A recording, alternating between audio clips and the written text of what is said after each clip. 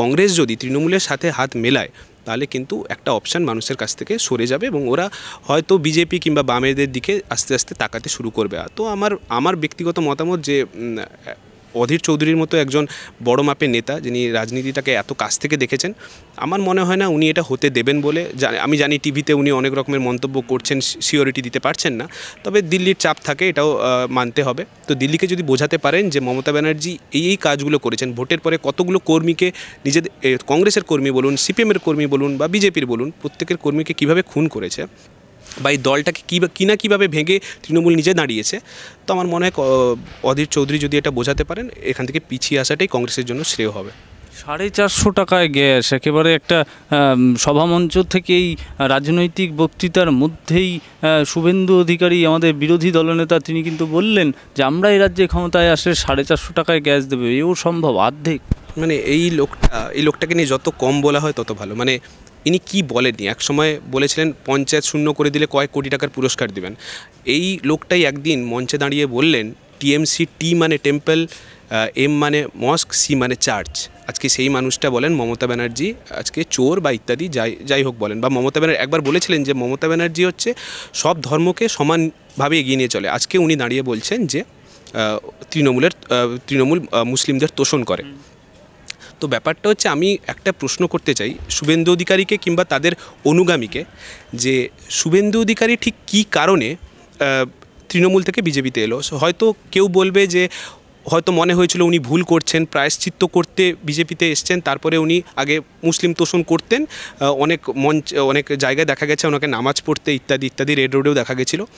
এখন তিনি প্রায়শ্চিত্ত করতে বিজেপিতে এসছেন। এটা যদি বিজেপির মানুষদের বক্তব্য হয়, আমার প্রশ্ন একটাই, মমতা ব্যানার্জি, অভিষেক ব্যানার্জি যদি কোনোদিন মনে করেন যে আমাদের জেল যাওয়া একমাত্র আটকাতে পারে বিজেপি, আমরাও বিজেপি জয়েন করব এবং এটা বলে যে আমরাও পাপের প্রায়শ্চিত্ত করতে চাই, সেটা কি বিজেপির মানুষরা মেনে নেবেন? যদি না মেনে নেন তাহলে কি করে শুভেন্দু অধিকারীর চলে আসাটাকে কিভাবে মেনে নিতে পারছেন? এবং আরও একটা প্রশ্ন, এই শুভেন্দু অধিকারী অনেক বিজেপি মানুষদের মৃত্যুর কারণ হয়ে দাঁড়িয়েছিলেন। সেটা আমি মনে করি যারা নতুন বিজেপি করছেন তারা হয়তো ওই জিনিসটা বোঝেন না, বা শুভেন্দু অধিকারীকে আদর্শ মেনেই হয়তো দলটা করছেন। তবে যে মানুষ একবার ঠকাতে পারে সে আরও একবারও ঠকাতে পারে, এটা আমার বিশ্বাস। একদমই তাই। আমি শেষ করব, একদম শেষ প্রসঙ্গ হচ্ছে সেই প্রথম প্রসঙ্গটাই, কুণাল ঘোষ, বামপন্থীদের কাছ থেকে শিখব না, গণতন্ত্র 34 বছরে ছিল না। এবং সেই প্রসঙ্গে যখন তিনি বক্তব্য রাখছিলেন, সেই প্রেস কনফারেন্সে কিন্তু বললেন যে বামেদের কাছ থেকে কোনো গণতন্ত্র শেখার বিন্দু মাত্র ইচ্ছা নেই, কারণ 34 বছরে গণতন্ত্র পশ্চিমবাংলায় ছিল না। দেখুন, সত্যি ওনাকে বামেদের কাছ থেকে গণতন্ত্র শিখতে হবে না, মমতা ব্যানার্জি না গণতন্ত্র শেখানোর জন্য ওনাকে। মমতা ব্যানার্জি যেভাবে ওনার মুখ বন্ধ করে জেলে পচিয়ে রেখেছিলেন, ওটাই হয়তো ওনার কাছে আসল গণতন্ত্র। এবং আমি মনে করব বুদ্ধদেব ভট্টাচার্য তার জীবনে অনেক ভুল করেছিলেন।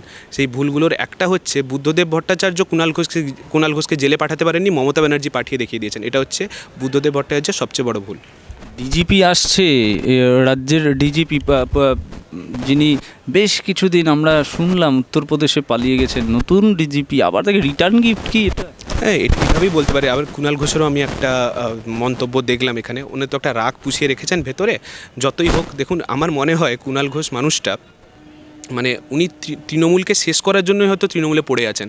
মানে ওনারও তো ভেতরে একটা কোনো রাগ আছে মমতা ব্যানার্জির প্রতি, যে ওই মানুষটা আমাকে 3.5 বছর কারণে কিংবা বিনা কারণে জেলে ঢুকিয়েছিল, জেলে পচিয়েছিল, নির্মমভাবে টর্চার করেছিল, যেখানে ওকে সুইসাইড অবধি অ্যাটেম্প্ট করতে হয়েছিল।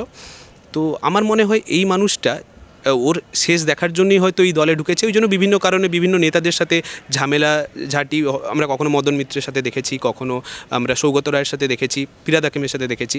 তো এই জিনিসগুলো উনি করে যাচ্ছেন ইচ্ছা, এবং এই যে রিসেন্ট যে মন্তব্যটা ডিজিপিকে নিয়ে করেছেন, সেটাও মনে হয় তারই কোনো একটা অংশ বলে। কারণ হ্যাঁ, দলের মধ্যে ওদের আলাদা কিছু থাকতে পারে। এবং এই ডিজিপি তখন ডিজিপি ছিলেন যখন জেলে, সেই কারণেই বললেন, ওই রাগটা হয়তো ভিতরে পুষিয়ে রেখেছেন মমতা ব্যানার্জির প্রতি এবং এই ডিজিপির প্রতি, যে এই কমেন্টগুলো উনি করেছেন।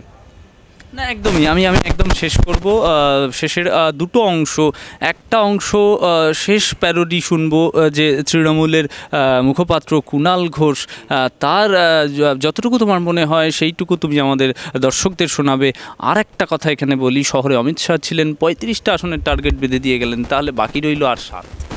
বাকি 7 জন্য ছেড়ে দিয়ে গেছেন।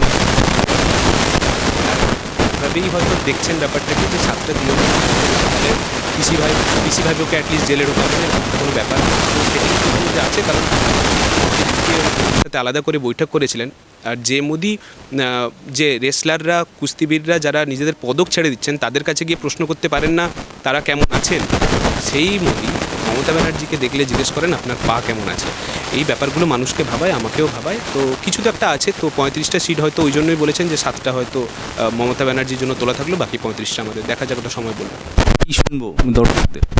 আমি একটা প্যারোডি লিখেছিলাম কুণাল ঘোষকে নিয়ে। তো আমি প্যারোডিটা গাওয়ার আগেই বলে দিই যে আমি এই প্যারোডিটা করার সময় আমি একটা বলেছিলাম যে আমার নামে কেস করতে। তো এখনও অবধি আমি জানি না কেন কেসটা করেননি। হয়তো কুণাল ঘোষ ভেবেছেন যে এক্সট্রা মাইলেজ দিয়ে আমাকে লাভ নেই, বা এরকম কিছু অনেকে ভাবেন যে হয়তো ওকে আমি এটা নিয়ে কমেন্ট করবো, এরকম হয়তো কুণাল ঘোষ ভেবেছেন। তবে আমি এটা দেখে কুণাল ঘোষের এই ম্যাচুরিটি দেখে আমার ভালো লাগছে যে উনি ওটা ভেবেছেন। কারণ মমতা ব্যানার্জির এইটুকু বুদ্ধি অ্যাকচুয়ালি নেই। মমতা ব্যানার্জির যে বুদ্ধিটা নেই কুণাল ঘোষের আছে। মমতা ব্যানার্জি কী করেছিলেন না, দীপক ঘোষের যে বইটা একবার ওটা নিয়ে বেশ কথা উঠেছিল, তখন ওই আমাদের কংগ্রেসের ওই কৌস্তব বাগচিকে পুলিশ পাঠিয়ে বাড়িতে উনি কিন্তু উল্টো হয়ে গেছে, ব্যাপারটা হিতের বিপরীত হয়ে গেছে, ওই বইটা আরও ভাইরাল হয়ে গেছে। কিংবা ধরুন নওশাদ সিদ্দিকী, যাকে 45 দিন প্রায় জেলে খাটানো হলো, তারপরে কিন্তু নওশাদ সিদ্দিকী একটা বড় নেতা হয়ে গেল ওই জেল খাটার পরে। তার আগে হয়তো তেমন কেউ চিনত না। কুণাল ঘোষের এই বুদ্ধিটুকু আছে যে অনুভব মাইতিকে যদি এই ফুটেজটা দেওয়া হয় তাহলে হয়তো হিতের বিপরীত হতে পারে। তবে আমি যেটা মনে করি যে এই গানটা এতটাই ছড়িয়ে গেছে, এবং কুণাল ঘোষও নিজে হয়তো শুনেছেন, নিশ্চয়ই শুনেছেন অনেকটাই। আমি দেখি কমেন্ট বক্স কিছু পোস্ট করলেই তো উনি গাল খান, তো সেই কমেন্ট বক্সেও আমি দেখেছি আমার গান অনেকেই শেয়ার করে, তো নিশ্চয়ই ওনার চোখে পড়েছে।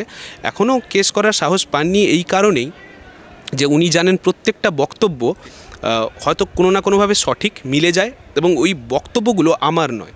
যেমন আমি আমার গানে লিখেছিলাম ওনাকে স্কাউন্ড্রেল বলে একটা শব্দ উচ্চারণ করেছিলাম ওনার জন্য, যেটা কিন্তু আমার বলা নয়, যেটা মোহাম্মদ সেলিমের বলা। ওনাকে টেস্ট টিউব বেবি বলেছিলাম, যেটা কিন্তু আমার বলা নয়, শতরূপ ঘোষের বলা। কিংবা ওকে 3.5 বছর জেল খাটা আসামি যেটা বলা হয়েছিল, সেটা কিন্তু তথ্য প্রমাণ দিয়ে আমি আমার গানে দেখিয়েছিলাম।